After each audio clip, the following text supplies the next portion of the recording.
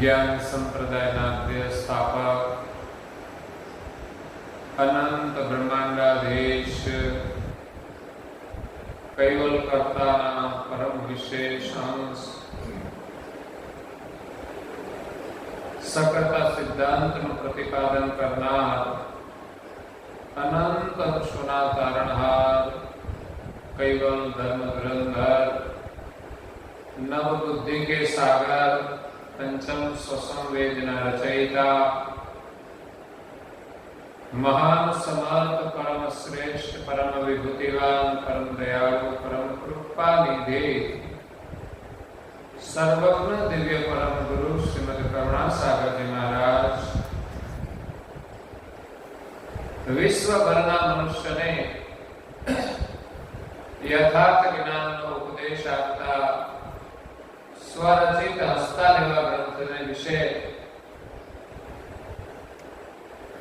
प्रथम अंगने विषय कहे छे कि मात ने तात सुत भ्रात ने भारजा कुटुंब परिवारनी लहर लागी संसारनी अंदर कुटुंब परिवार एक मोटी जवाबदारी छे साथे साथे एक प्रकारनी उपाधि पण छे એટલે કુટુંબ પરિવારનું જે લારું વળગ્યું છે એક પ્રકારનું બંધન છે એકના પાછળ બીજું બીજાના પાછળ ત્રીજું માણસ એકલો હોય ત્યાં સુધી એટલી ચિંતા નથી હોતી પછી બે થાય એટલે ચિંતા વધે ત્રણ થાય તો ચિંતા એનાથી પણ વધે એમ કુટુંબ પરિવારનું લાભ જેમ જેમ લાગુ થાય એ ઉપાધિ વધતી જાય છે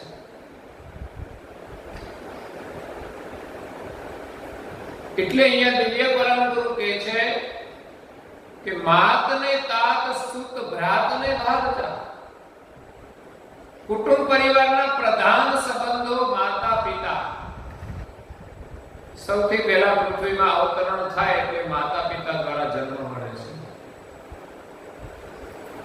માતા પિતાથી જન્મ થાય તો પછી ભાઈઓ બહેનો સાથેનો પણ સંબંધ જોડાય છે પછી આગળ જતા સંતાનોની પ્રાપ્તિ થાય એટલે સંબંધો વધે છે કુટુંબ પરિવારની અંદર બે પ્રકારના સંબંધો હોય છે એક જન્મજાત સંબંધ હોય અને બીજો છે સંપાદિત સંબંધ જે કુટુંબમાં જન્મ થાય એની સાથેનું જે રિલેશન છે એ જન્મજાત સંબંધ છે જન્મ થતાની સાથે માતા પિતા કુટુંબ પરિવાર મામા માસી બધાનો સંબંધ જોડાઈ જાય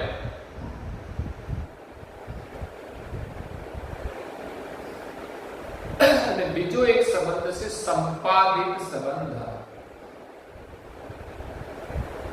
જન્મ પછી બાળક મોટું થાય તમે જ્યાં રહેતા હો ત્યાં પડોશમાં કોઈની સાથે રિલેશન જોડાય તો એ સંપાદિત સંબંધ છે એનો પરિવાર સાથે કોઈ સંબંધ નથી પણ એક નવી ઓળખાણથી સંબંધ થાય છે બાળક સ્કૂલની અંદર જાય તો સ્કૂલમાં જેની સાથે ભણતા હોય એની સાથેનો એક ઓળખાણ થાય તો એની સાથે સંબંધ જોડાય તો એ સંપાદિત સંબંધ છે મોટો થયા પછી કોઈની સાથે ધંધો કરવામાં ભાગીદારી કરે તો સંપાદિત સંબંધ હોય છે અને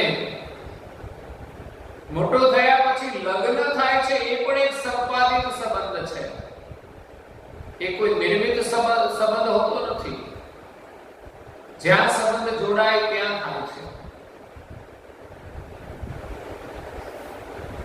અને જન્મ થતાની સાથે જે સંબંધો જોડાય ફરજિયાતપણે મામા માસી ફરજિયાત હોય છે એમાં એવું ના ચાલે કે આ મને નથી ગમતું કે ગમે છે તો જન્મજાત અને સંપાદિત સંબંધોની અંદર મનુષ્ય એટલો બંધનવશ થઈ ગયો છે કે પોતાનું કર્તવ્ય ભૂલી જાય છે મનુષ્ય જન્મ શા માટે મળ્યો છે એનો પણ એ વિચાર કરતો વર્ષોથી સુખ અને સુવિધાની ભાગદોડમાં એ દોડતો જ રહે છે. સંસારના જે સંબંધો છે માણસ ગમે તેટલા સાચવે છતાં પણ કાયમ એક સ્થિતિમાં રહેતા નથી. એમાં વર્તમાન સમયની અંદર તો ખાસ જે જન્મજાત સંબંધો છે એમાં પણ તિરાડો પડે છે. ભલે બે ભાઈ હોય, બે જુદા થઈ શકે, પણ આપસમાં પ્રેમ તો બંને ભાઈને હોવો જ જોઈએ કે અમે બે ભાઈ છીએ. પણ એમાં તિરાડો પડતી હોય છે. ક્યારેક જેમને આપણે જન્મ આપ્યો છે મા બાપ સાથે પણ મુશ્કેલીઓ ઊભી થતી હોય છે. મા બાપ ગમતા નથી, મા બાપ સાથે લોકો બોલતા નથી, મા બાપને કોઈ તો મેથી પાક પણ આપે, કોઈ અપશબ્દથી પ્રયોગ સંબોધન કરે. કઈ પ્રકારના લોકો છે. તો મા બાપ એ તો પરમેશ્વરનું રૂપ મનાય છે, જેમણે પૃથ્વી પર આવવા માટે આપણને અવતરણ કરાયું છે અને બાલ્યાવસ્થાની અંદર આપણને જે મોટા કર્યા છે એનો ઉપકાર સમજીએ તો ક્યારેય માતા પિતાને તરછોડવા નથી. કોઈએ કહ્યું છે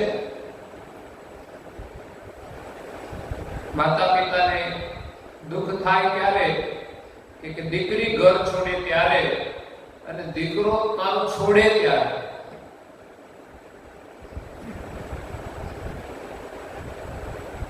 ઘણા એવા સંતાનો હોય છે જે મા બાપને પરેશાન કરતા હોય છે.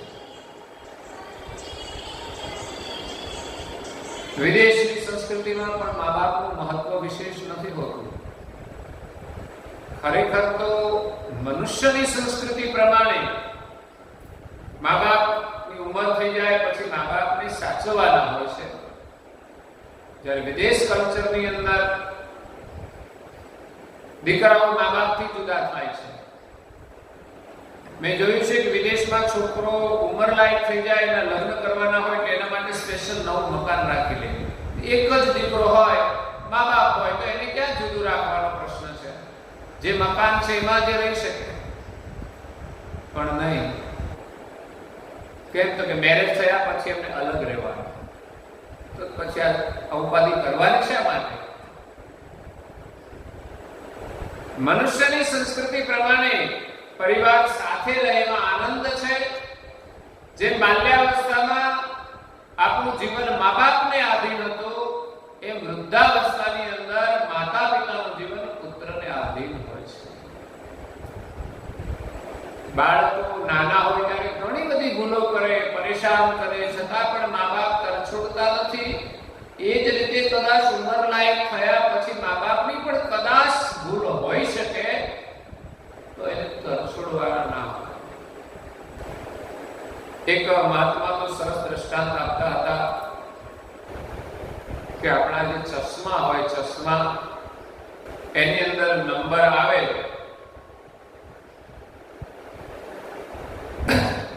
આંખોમાં, ત્યારે ચશ્મા પહેરીએ છીએ અને ચશ્માની ફ્રેમ બહુ જ કિંમતી હોય.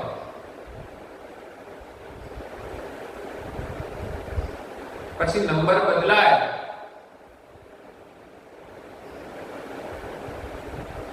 તો આપણે ચશ્માના કાચ બદલીએ છીએ. બરોબર? એવું નથી કે ભાઈ આ તો એવા ચશ્મા ઇમ્પોર્ટેડ છે કે આને કાચ નહીં બદલાય, બસ આ સ્ટાન્ડર્ડ ચશ્મા છે એટલે આના માટે શું કરવાનું? તો કે આપણી આંખો બદલવાની, આંખોના નંબર એની સાથે સેટિંગ કરવાનું. તો આંખો નથી બદલતી પણ ચશ્મા જ બદલે છે, ચાહે જે કેટલા પણ કિંમતી હોય. એમ આપણા મા બાપની સાથે આપણે સેટ થવાનું છે, એને બદલવાના નથી. જે નંબર હોય તે આંખો નથી બદલાતી, ચશ્માના ગ્લાસ બદલાય છે.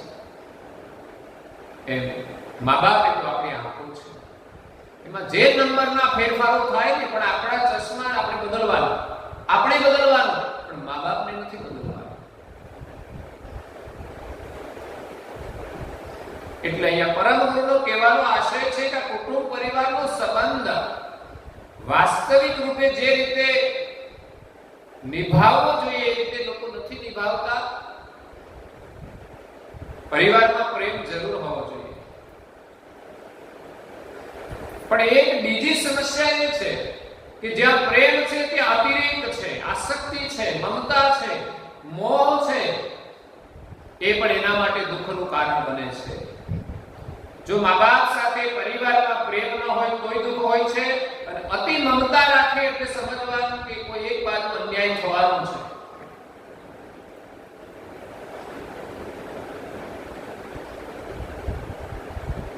અને બહુ મમતા રાખે એટલે એક મોટો અન્યાય થાય છે કે પરમેશ્વરને ભૂલી જાય છે.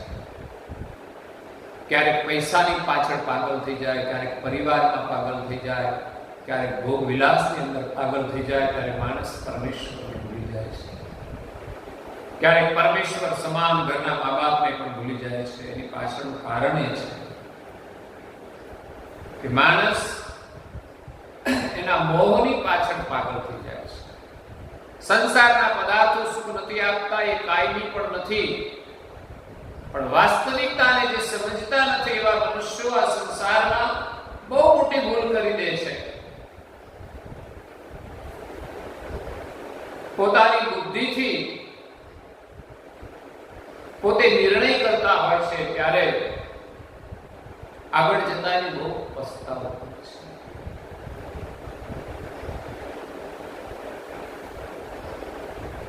એટલે પરમેશ્વરનું ભજન કરવા માટે પરિવાર બાધારૂપ બનતો હોય છે, એવું પરમ ગુરુનું કહેવાનું છે.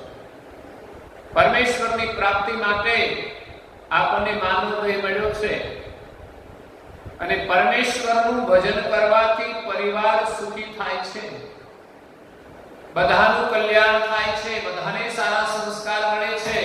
પરમેશ્વરનું ભજન પરિવારના બધા સભ્યો કરે તો ઘરમાં કોઈ કલેશ રહેતો નથી.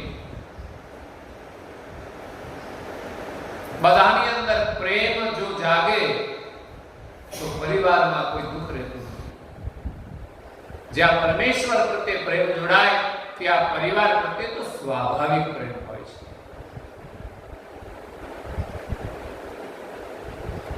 પણ જ્યાં સંસારમાં પરિવારની અંદર પ્રેમનો અતિરેક થઈ જાય, કોઈ બાજુ અન્યાય થઈ જાય છે. ક્યારેક પરિવાર સાથે સ્નેહ હોય તો પડોશી સાથે લડાઈ ઝઘડો થઈ જાય છે. આપણે પરિવારની ફેવર કરીએ તો આપણી ભૂલ હોય તો પણ. એટલે પરમેશ્વરનું ભજન કરવા માટે કુટુંબ પરિવારના સંબંધો બાધારૂપ બને છે, જેના માટે આપણે બધું જ કરીએ છીએ, જેના માટે આપણને સમય મળે છે. કુટુંબ પરિવારના બધા જ સંબંધો માટે, બધા સામાજિક પ્રસંગો માટે આપણે સમય કાઢીએ છીએ, પણ પરમેશ્વરના ભજન કરવા માટે લોકોની પાસે સમય નથી હોતો.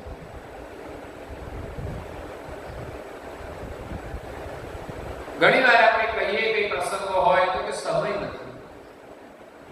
સમય છે પણ એનું આયોજન નથી. સંસારના બધા જ વ્યવહાર માટે સમય છે. આકસ્મિક પ્રસંગ આવી ગયો, બધું જ કામ છોડીને આપણે જવાના છીએ.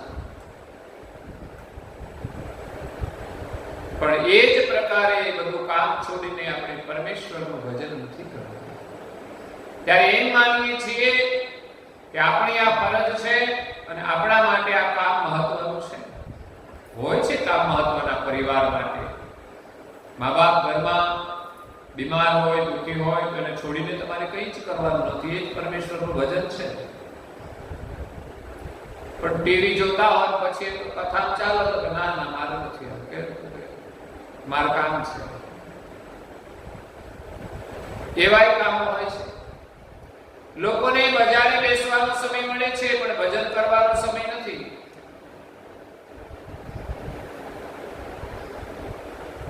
એટલે કુટુંબ પરિવારનો સંબંધ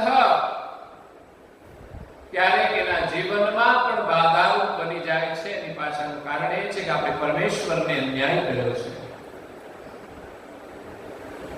માત અને તાત સુત ભ્રાત અને ભારજા કુટુંબ પરિવારની લહાર લાવી. કુટુંબ પરિવારનું એક લહારું વળગ્યું છે, એક ઉપાધિ છે જેને લઈને આપણે ભગવાનનું ભજન નથી કરી શકતા. પણ ઉપાધિની અંદર પણ આપણે ભજનમાં વિશ્વાસ રાખવો જોઈએ. તો આપણી બધી જ ઉપાધિ એ લઈ લેશે, ઓછી થઈ જશે. કોઈ કહે કે ભાઈ આપણે કામ ના કરીએ, ભગવાનનું ભજન કરીએ તો થોડી ઉપાધિ મટી જાય. પણ મહાપુરુષો એમ નથી કહેતા કે તમે બધું જ કામ છોડીને પરમેશ્વરનું ભજન કરો. સમય કાઢીને પરમેશ્વરનું ભજન કરો, કોઈ નિયમ રાખીને પરમેશ્વરનું ભજન કરો. અને કામ તો કરવાનું જ છે, પુરુષાર્થ તો કરવાનો છે, નવરા બેસી રહેવાનું નથી. પણ બિનજરૂરી પ્રવૃત્તિમાં આપણો સમય જે બરબાદ થાય છે એ છોડીને આપણે પરમેશ્વરનું ભજન કરવું. એક સુંદર ભજન છે.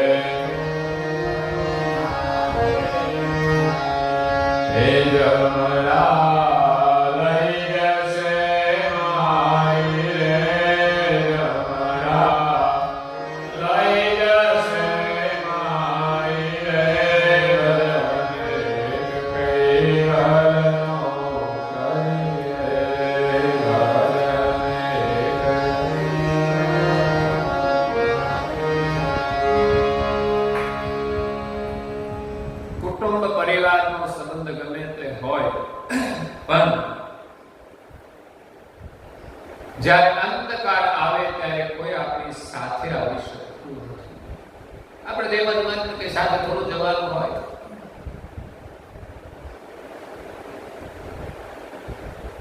સાથે ના જવાનું હોય, પણ કદાચ એનું જીવન જો બચતું હોય, આપણું જીવન આપવાથી, તો આપણી તૈયારી ખરી કે આ મારા છે અને હે ભગવાન તમે મારું જીવન લઈને એમને જીવન આપો, એવો પ્રેમ ખરો? ના, તો કે સ્વાર્થ માટે બધા જ ના પાડી દે. દરેકને એમ છે કે મારે જીવવું છે. અરે ઘરની અંદર કઈ તકલીફ હોય, બીમાર હોય, સેવા કરે તો ઘણું સારું છે. જાન તો કોઈને આપવાની નથી, પણ જીવન તો અર્પણ કરીએ. પણ પ્રેમ તો એવો હોવો જોઈએ કે પરિવારના સભ્યો માટે જાન આપવી પડે તો પણ તૈયારી હોવી જોઈએ. ક્યારેક એવા સંજોગો ઉભા થઈ જાય, પરિવાર ઉપર કોઈ આક્રમણ કરે, તો જેમ આજે દેશની રક્ષા જાન આપીને કરે છે, એવી જ રીતે આપણે પરિવારની રક્ષા પણ જાન આપીને કરવી જોઈએ. નહીં તો ઘણા સ્વાર્થ માટે પરિવારના સભ્યોની પણ જાન લઈ લેતા હોય છે. સંસારના સંબંધો પૂર્ણ સ્વાર્થના છે.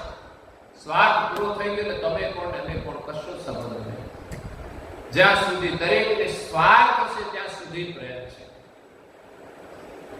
નાનું બાળક હોય, માતા પિતાના ખોળામાં જ રમતું હોય, એ રમકડાથી ઘડીક રમે પણ મા બાપને જોઈ જાય એટલે દોડે. મોટા થઈ જાય પછી કઈ એમાં ફેરફાર થઈ જાય છે. પછી પણ એમને વંદન કરવા જોઈએ, એમનો આદર કરવો જોઈએ, એમની સેવા કરવી જોઈએ.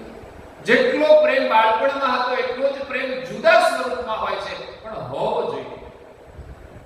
પણ બહુ ઓછો જોવા મળે છે. પછી તો મોટો થઈ જાય એટલે હુકમ કરતો થઈ જાય, બેહો સાનામાના, આમ છે તેમ છે, આવું બધું ચાલતું હોય છે. અપમાનિત કરતા હોય છે. બહુ જ આદર સાથે એમની સાથે વ્યવહાર કરવો જોઈએ. એમના ખબર અંતર પૂછવા જોઈએ. અને સેવાની જરૂર પડે તો 7 કામ મૂકીને પણ આપણે એમની સેવા કરવી જોઈએ. કદાચ મા બાપની સેવાની જરૂર પડે તો નોકરી ધંધો પણ આપણે છોડવો પડતો હોય છે. કારણ કે જન્મ આપ્યો એ વખતે માતાએ બધા કામ છોડીને આપણી સેવા કરી છે. જ્યારે કોઈ તકલીફ હોય ત્યારે પિતાએ પણ કઈ કામો છોડીને આપણા માટે દોડાદોડી કરી છે. એ જ પ્રકારે મા બાપની ઉંમર થઈ જાય, કઈ તકલીફ હોય તો આપણે ખડે પગે ઊભું રહેવું. બહારથી આવીએ ઘરમાં એટલે પહેલા તો મા બાપની ખબર જ પૂછવી જોઈએ. સત્કેવલ સાહેબને પ્રણામ તો કરીએ, સવારે જઈએ ત્યારે કરીએ, સાંજે આવીએ ત્યારે, એટલે એને થાય કે મારો દીકરો આવ્યો, એને ખબર પણ પડે અને આશીર્વાદ તો મળે જ છે મા બાપના. પણ તમે જ્યારે વંદન કરો ત્યારે એનો આત્મા બહુ પ્રસન્ન થાય અને એમને પૂછીને કઈ કામ કરો તો વધારે પ્રસન્ન થાય છે. પૂછવાનું ભલે નિમિત્ત હોય પણ એક આદર છે. પૂછીને કરવાનું મહત્વ છે. કદાચ એમાં કોઈ એવી સલાહ હશે અને આપણને આપશે તો આપણા માટે વિચારવા જેવી હશે. એટલે કુટુંબ પરિવારનો સંબંધ સાચો પણ છે અને કાચો પણ છે. કાચા દોરા જેવો છે, સેજ ખેંચે તો તૂટી જાય. એક યુવાન હતો, એમના લગ્ન થયા. યુવાન સંસ્કારી હતો. ચાતુર્માસનો સમય એટલે ક્યાંક ચાતુર્માસ કથા ચાલતી હતી. એટલે એના ગામથી બીજા ગામ હતી. પહેલાના સમયમાં લોકોની પાસે સાધનો નહોતા, છતાં પણ ચાલતા જઈને પણ લોકો ભજન કીર્તન સત્સંગનો લાભ લેતા હતા. અને આજે લગભગ બધાના ઘરે 2 વ્હીલ ને 4 વ્હીલ પડી છે. પાનના ગલે જવું હોય તો 2 વ્હીલ વાળું લઈને જાય. એટલે ભાઈ આટલું તો ચાલુ ગમશે કે અહીંયા સ્કૂલના મેદાનમાં જવું હોય તો બધા માઇકો લઈને જ આવે. ચાલીને આવો તો કઈ તકલીફ ખરી ગઈ? તમે રમવા આવો તો ચાલીને આવો. શા માટે ખોટું પેટ્રોલ બગાડો છો? તમારી પાસે સગવડ હોય એનો મતલબ કે ફરવાનું પેટ્રોલનું ઉત્પાદન બહારથી આવતું હોય કે ગમે ત્યાંથી ઉત્પાદન કરવું પડતું હોય છે. વિદ્યુત બિનજરૂરી મળે તો એનું ઉત્પાદન કરવું પડતું હોય છે. એની સમસ્યાઓ હોય છે. તો બિનજરૂરી કોઈ વસ્તુનો ખર્ચ પણ ન કરવો જોઈએ. એવી પણ આપણી પાસે સમજણ હોવી જોઈએ. એટલે સાધનોનો આપણે સદુપયોગ કરીએ. એ સાધન કોઈ એમ કહે છે કે ભાઈ મારે દવાખાના સુધી જવું, ચાલે તો કે ના ના ના, મારી પાસે ટાઈમ જ નથી, ગમે તે બહાનું કાઢી દેશે. પછી ગાડી આપવાની હોય તો પણ કઈ બહાના કાઢી દે. તો બિનજરૂરી તો તમે ગાડી ફેરવો છો. જરૂરી જગ્યાએ જો તમે ઉપયોગ કરશો તો આશીર્વાદ મળશે, પુણ્ય મળશે. અને કરવા જેવું તો એ કામ છે. અને એના માટે તો બધા સાધનો છે કે એકબીજાને આપણે ઉપયોગી બનીએ. આપણને જે સાધન મળ્યું છે માત્ર સ્વાર્થ માટે નથી મળ્યું. આપણા માટે જરૂરી હોય એના ઉપયોગ માટે છે. અને જરૂર પડે બીજાને તો એને પણ આપણે ઉપયોગી થવું જોઈએ. તમે કોઈને ઉપયોગી થયા તો પરમેશ્વર આપણને ઉપયોગી થશે. એક સિદ્ધાંત છે. તો એક યુવાન કથા સત્સંગ સાંભળવા માટે ચાતુર્માસમાં જાય. રસ્તામાં એક નદી આવે, એને પાર કરીને જવા. રોજ સાંજે 9 થી 10 કથા સત્સંગ ચાલે. દિવસે તો કામકાજ હોય એટલે રાતની કથા. યુવાન વહેલો આવી જાય, સમયસર આવી જાય. એક જિજ્ઞાસા છે. જેમ નોકરી પર આપણે મોડા નથી પડતા, એવી જ રીતે ધર્મ કાર્યની અંદર પણ બેદરકારી નહીં, સમયસર પહોંચી જવું. કથા સત્સંગ પૂરું થાય એટલે તરત જ એ યુવાન જલ્દી નીકળી જાય. પ્રસાદ લેવા પણ રોકાય નહીં.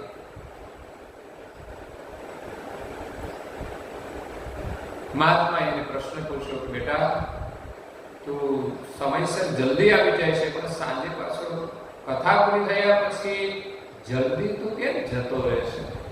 પ્રસાદ લેવા પણ રોકાતો નથી. તો મારા મમ્મી પપ્પા મારી રાહ જોઈને બેઠા હોય, હું ના જાઉં ત્યાં સુધી આરામ પણ ન કરે, મારી ચિંતા બહુ જ કરે. મારી પત્ની તો મારા વગર ભોજન જ લેતી નથી. આટલો બધો પ્રેમ છે, એટલે મારે જલ્દી જવું પડે. મહાત્માને ખબર હતી કે સંસારના સંબંધો સ્વાર્થના છે. એને કહ્યું કે આ સંબંધો બધા સ્વાર્થના છે. સાચો સંબંધ તો પરમાત્માનો છે. જે મેં કહ્યું તેમ સંસારના જે બે સંબંધો છે, જન્મજાત અને સંપાદિત, એ છૂટવા વાળા છે. અને એક સંબંધ આપણો છે શાશ્વત સંબંધ, એ છે પરમાત્મા સાથેનો. એ ગમે ત્યાં જન્મ લઈએ, સંબંધ આપણો છૂટતો નથી. પરમેશ્વર આપણને જીવન આપે છે. જ્યાં જોઈએ તેવા આહારની એમણે વ્યવસ્થા કરી છે. કીડીને કણ ને હાથીને મન, આ બધી જ વ્યવસ્થા પરમેશ્વરની કરેલી છે. એટલે પ્રાણી માત્રનો સંબંધ પરમેશ્વર સાથે જોડાયેલો છે. એટલે પરમેશ્વરને યાદ કરવા જોઈએ કે આપણને જે કંઈ મળે છે એ બધું જ આપનાર, એની વ્યવસ્થા કરનાર એ પરમેશ્વર છે. જેમ એક દીકરાના માટે મા બાપે વ્યવસ્થા કરી હોય, એ જ પ્રકારે પરમેશ્વરે આપણા માટે બધી જ વ્યવસ્થા કરી છે. એ જો વ્યવસ્થા ન સંભાળે ને, તો અહીંની કોઈ વ્યવસ્થા મનુષ્ય સંભાળી શકે તેવી સ્થિતિ નથી.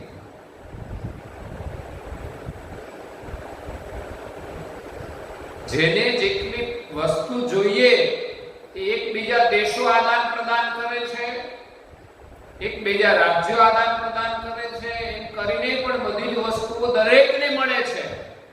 પણ આ વ્યવસ્થા ઉપરવાળાની છે, આપણી કોઈની નથી. એને જો આ વ્યવસ્થા ન કરી હોત તો આપણે દરેકને દરેક વસ્તુ આપી શકીએ નહીં. ભલે ની આખી પૃથ્વીમાં ગમે ત્યાં વસ્તુ થતી હોય, પણ બીજા દેશની વસ્તુ આપણે ત્યાં આવે છે, આપણી વસ્તુ બીજા દેશમાં જાય છે. એ પ્રકારની વ્યવસ્થા માલિકે કરી છે અને એનું સંચાલન એ કરી રહ્યા છે. આપણે તો સંતુલન બગાડ્યું છે. માલિકની વ્યવસ્થાનું જે સંચાલન છે એનું સંતુલન મનુષ્ય બગાડ્યું છે. આજે પર્યાવરણનો વિનાશ કરીને સંતુલન બગાડ્યું છે. એ સિવાય કુદરતી જે કોઈ સંપત્તિ છે એનો વ્યય કરીને માણસ આ સૃષ્ટિનું સંતુલન બગાડે છે. એટલે પરમેશ્વર બધાનું સંચાલન કરે છે. એક દિવસ મહાત્માએ યુવાનને કહ્યું કે આ જે દવા છે એ તારે પીવાની ઘરે જઈને મંત્રિત છે, એટલે તને એક પ્રકારની એવી સમાધિ લાગશે, જેમાં બહારના લોકો જે કંઈ બોલતા છે બધું તને સંભળાશે, પણ તારું શરીર એક સમાધિ અવસ્થામાં રહેશે. કથા પૂરી થયા પછી યુવાન ઘરે ગયો. અને એમણે તો ત્યાં દવાનું સેવન કર્યું અને થોડી વારમાં સમાધિ લાગી. એમના પત્નીને એમ થયું કે અમને તો કંઈ થઈ ગયું લાગે છે, જડ જેવા થઈ ગયા. એમણે મા બાપને ખબર આપી, એમણે આવીને જોયું તો એમને પણ એમ લાગ્યું આને કશું થઈ ગયું છે. ડોક્ટર બોલાવે તો શ્વાસ તો એનો કુંભક થઈ ગયેલો. ડોક્ટરને પણ કઈ ખબર પડે નહીં નાડીમાં કે આનું શરીર ચાલે છે કે નથી ચાલતું, શ્વાસ ચાલે છે કે નહીં. એને તેમ જ લાગ્યું કે આમાં તો કઈ લાગતું નથી. પછી કોઈએ કંઈ કરી નાખ્યું, એના માટે કોઈ દોરા ધાગા મંત્ર જંતર વાળાને પણ બોલાવીને ઉપચાર કર્યો, પણ કઈ પરિણામ આવ્યું નહીં. છેવટે એને એમ લાગ્યું કે આ છોકરો હવે જીવિત નથી, એટલે એમણે કાઢવાની તૈયારી કરી. મહારાજને ખબર જ હતી કે આ સમાધિ લાગશે એટલે આનો કોઈ ઉપાય નથી, ન કોઈ ડોક્ટરો આને સારું કરી શકશે, કારણ કે સમાધિ હતી. બીમારી હોય તો ડોક્ટર કશું કરે, ભુવા જાગરિયા કોઈનું મંત્ર તંત્ર કામ લાગશે નહીં, કારણ કે કશું થયું નથી ને, એ તો સમાધિમાં છે.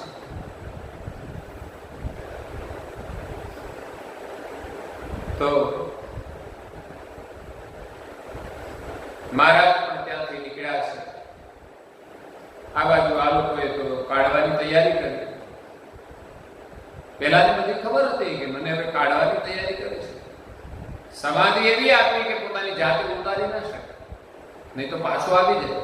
બીક લાગે ને કે હવે મને લઈ જાય છે તો મારે પાછું આવી જવું જોઈએ. પણ સમાધિ લાગી ગઈ પણ પાછી ઉતરી નહીં. પણ એ મહાત્માની જવાબદારી હતી એટલે મહાત્મા એની પાછળ જ હતા. એ આવી ગયા એમના ઘરે, જોયું શું થયું છે. મહારાજ કહે છે અમારો એકનો એક દીકરો છે અને એને કશું થઈ ગયું છે, આપ એને જીવિત કરી આપો. કે મહારાજ પાસે તો બહુ શક્તિઓ હોય એટલે જીવતા મરદાની પણ જીવતા કરી દે. લોકોની આશા હોય છે કઈ બધા જીવતા થાય નહીં, પણ એને આશા હતી કે મહારાજ અમારા દીકરાને આપ જીવિત કરી દો.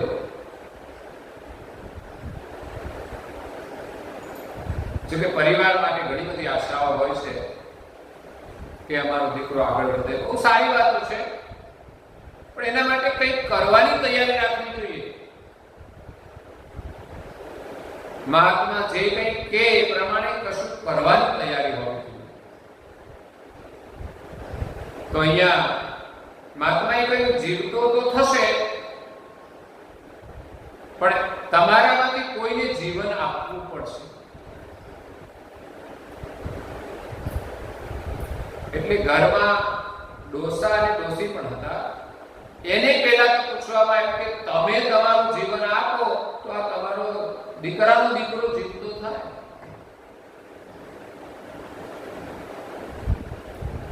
ડોસીમાને કહ્યું તો આ ડોસાનું ધ્યાન કોણ રાખે?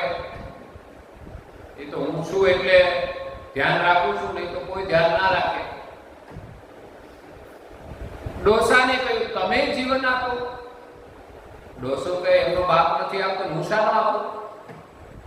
દીકરો એમનો છે તો એમને આપવું જોઈએ. તો એમ નથી વિચારતા કે મારા દીકરાનો દીકરો છે, મારું જીવન હવે પૂરું થવા આવ્યું છે, ઉંમર થઈ ગઈ છે તો મારે જ જવું જોઈએ. પણ દરેકને જીવવાનો મોહ છે કે એમનો દીકરો નથી આપતો, હું શાનો આપું? પછી આવી વાત દીકરાની માતા પાસે. મહારાજ કે તમે તમારું જીવન આપો તમારા દીકરા માટે. ના કહેશે હું તો ના આપું. કેમ? તો કે અમારા ઘરમાં એક નવી પુત્રવધુ આવી છે, એને મારે હજુ ટ્રેન કરવાની છે. તો ખબર નહીં પુત્રવધુને તમે ટ્રેન કરશો કે એ તમને ટ્રેન કરશે.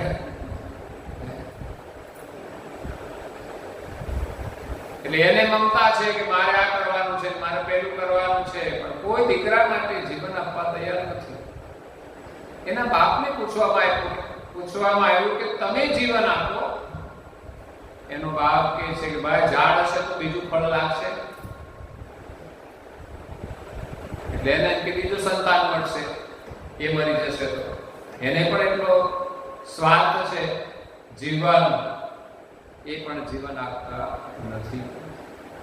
બાકી રહી એમની પત્ની, એમને છેલ્લે પૂછવામાં આવ્યું કે તમારા સ્વામી છે એના માટે તમે જીવન આપો. હું તો જે યુવાન છું, મારે તો જે સંસારના બધા સુખ ભોગવવાના છે, મારે તો એ નહીં હોય તો બીજો પતી ગયું કામ. પેલા આવું નહોતું. ના કે છે એના સિવાય હું તો બીજા કોઈની સાથે ના જોડાવ, મારે તો એ ના હોય તો મારું જીવન આપી. એ તો સાવિત્રી જેવી તો કોઈ સ્ત્રીઓ હોય કે પતિના માટે પોતે મરવા તૈયાર થઈ જાય. પણ એક પ્રેમની કસોટી હતી આ. છોકરાએ બધું સાંભળ્યું કે મારા માટે કોઈ જીવતા નથી, બધા પોતાના સ્વાર્થ માટે જીવે છે, એટલે મારે તો મારું કલ્યાણ જ કરવું જોઈએ. પછી મહાત્માએ દવાઈ બનાવેલી, દૂધનો ગ્લાસ મંગાવેલો, એમાં હળદર નાખીને થોડો કે આ છે ને તમારે પીવાનું છે એમ, કે જેને જીવન આપે તો કોઈએ ના પીધું. પછી કોઈ ના રહ્યું તો બધા પરિવારના સભ્યો કે મારે તમે પી જાઓ ને, કે તમારે કોઈ આગળ નહીં, કોઈ પાછળ નહીં. તો બધા તૈયાર થઈ ગયા કે બધા તમે પી જાઓ મહારાજ. મહારાજ કે શું પી જાઓ, પણ એક શરતે. પછી આ છોકરો તમારો રહેશે નહીં. મારાથી જો જીવતો થાય તો પછી એ તો મારો થઈ જશે. તો મહારાજ તો પી ગયા, એને તો કશું નાખ્યું નતું, બીજાને એમ હતું કે આ ઝેર છે એટલે મરી જઈશું. પણ એમણે તો હળદર ને એવું નાખીને પીળું દૂધ બનાવી દીધું અને મહારાજ તો પી ગયા, કશું થયું નહીં. અને આ બાજુ મંત્ર યોગથી એમની સમાધિ ઉતારી દીધી. છોકરો જાગૃતમાં આવી ગયો. પેલા એમ થયું કે મહારાજે જીવતો કરી દીધો. વાસ્તવિકતા કોઈ જાણતા નથી કે એની સમાધિ લગાવેલી હતી અને એમને ઉતારી. એમને તો એમ કે પેલું પી ગયા અને છોકરો જીવતો થઈ ગયો. બધા જ વળગી પડ્યા, મારો દીકરો, મારો દીકરો, પત્ની કે મારા પતિ, મારા ઘરવાળા. પણ છોકરો કે હટો બધા, એક બાજુ હટો, હવે મારે તમારે કોઈ લેવા દેવા. એ તો મહારાજ હાલતા થયા, એની સાથે એ પણ નીકળી ગયો. બસ મારે મારું કલ્યાણ કરવું છે, સંસારમાં કઈ સાર છે. એટલે ભગવાનનું ભજન માટે બાધારૂપ બનનારો સંસારનો, પરિવારનો સંબંધ છે.